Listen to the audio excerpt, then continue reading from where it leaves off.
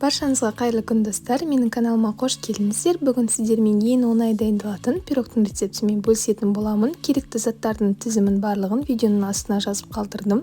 Ең алдымен құрғақ ингредиенттерімізді салып аламыз. Ұн, ас содасы, шым-шым тұз қосамыз, араластырамыз. Бөлме температурасындағы сары майымызды саламыз, немесе үккіштен өткізсек болады. Сары майымыз қатты болатын болса, жақсылап араластырып, видеода көрсетілгендей үгітілген тесті дайындайтын боламыз. Енді формамызға саламыз. Менің формам 22 диаметрлік форма.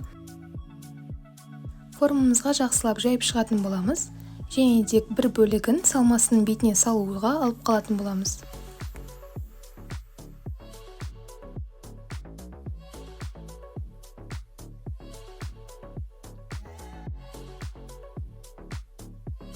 Енді пирогымыздың салмасын дайындайтын боламыз. Творогымызды саламыз, қантымызды саламыз, және де 3 жұмыртқа қосамыз.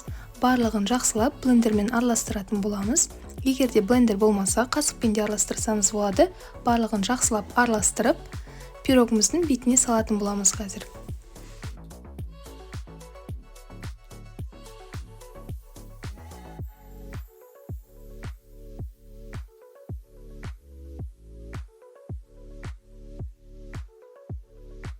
Салмасын барлығын салып шыққаннан кейін бетін жақсылап тегістеп, оның бетіне манағы қалдырған тестімізді салатын боламыз. Және де 180 градуста қызарғанша пісіріп алатын боламыз. Өзіңіздің пешіңізге қарай ориентир ұстайтын боласыз.